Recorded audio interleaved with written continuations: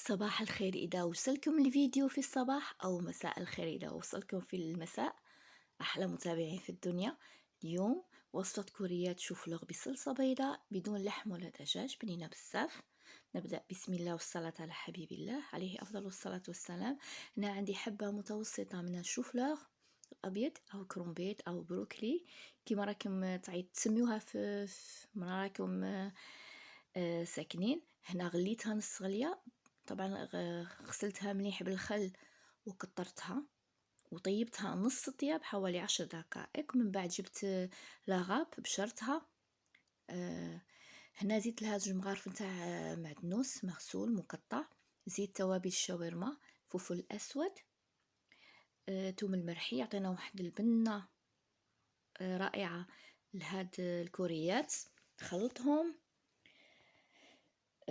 من بعد نزيد 2 علب من جبن الريجيم بتي سويس او اي جبن، المهم يكون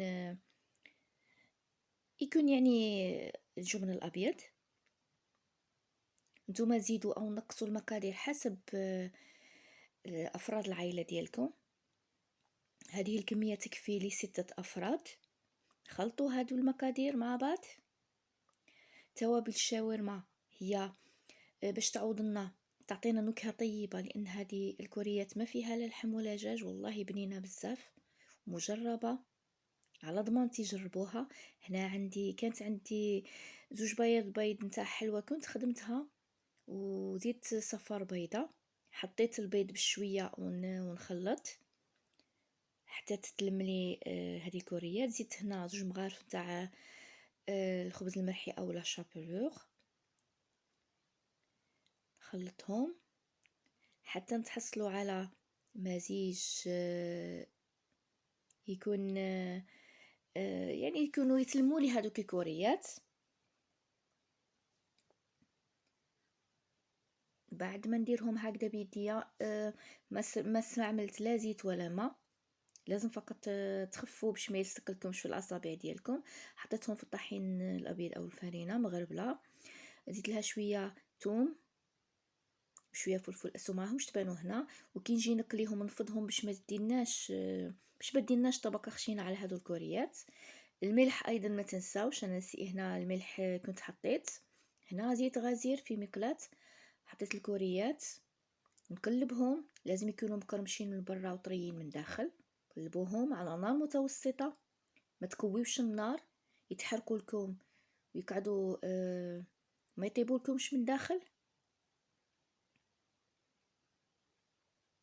جهه اخرى جبت مقلاة اخرى، حطيت 2 مغارف تاع الزيت، بصله طويله تاع لي شالوط او اي بصل متوفر عندكم في البيت. نبدا نحرك فيه ونقلي فيه او نقلي فيه. بعد نزيد توابل اللي درتها اولا، نفسها الفلفل، الثوم المرحي، شويه ملح فقط ما نكتروش. دوك نزيد شويه معدنوس باش يعطينا واحد الجو سبيسيال الاكله ديالنا لهذه الصلصه ديالنا. هنا عندي نصف كاس نتاع الحليب العادي مع 2 مغارف تاع الفرينه. راني نوريكم في الكوريات كيفاش جاو طريين من داخل ومكرمشين من برا. من جهه اخرى عندي قالب حطيت شويه زبده فقط. قليت البطاطا وكترتها، ستفتها من تحت. نرجعوا لخليط البصل بعد والمعدنوس، نحطوا هذاك الحليب مع الفرينه ونقصوا النار حتى نتحصلوا على صلصه بيضاء. تقدروا تعوضوا هذا الحليب والفرينه بلا كريم فريش، انا ما كانش عندي. دائما اختكم الورده تعوض كي ما عندهاش مكون، تعوضوا مكون اخر. بعد ما تكلاونا هذوك الكوريات وكثرتهم، حطيتهم هنا، ستفتهم على القالب تاعنا. دوك نحط فوقهم الصلصه البيضاء كما راكم تشوفوا، خطوات بسيطه جدا. وهذا الطبق ما فيه لا لحم ولا دجاج. تقدروا الا حبيتوا تزيدوا شويه لحم، طبقه من اللحم تحطوا لها شويه بصل كيما الحشو اللي نحضروه للبوراك. تقدروا تزيدوا شويه خضر، بصل مع زروديه والفلفل المقطع، طيبوه وتزيدوه فوق البطاطا. انا عطيتكم الفكره وانتم تقدروا تنوعوا على بالي كامل. مبدعين ومبدعات ما شاء الله عليكم. وتحيه لكل من دخل قناتي، كلكم جزاكم الله خيرا. شاء الله تستفادوا. تحية لكل المتابعات، اسما. ما نقدرش نذكر الاسماء، نخاف تغيدكم. ها هي الوصفة. زدت الجبن المبشور الشيدر اللي كان عندي متوفر باش يعطينا نكهة طيبة. ما حطيتش بيض، دوك يذوب كلش في الفرن. جهد ما ندخلوه الفرن حوالي 4 ساعة برك يذوب لنا الجبن هذاك.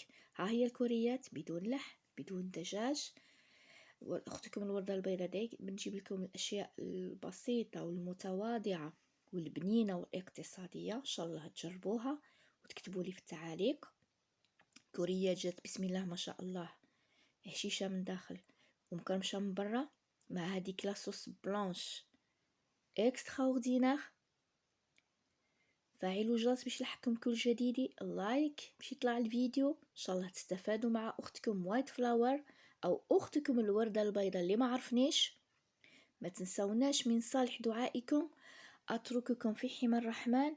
السلام عليكم ورحمة الله تعالى وبركاته.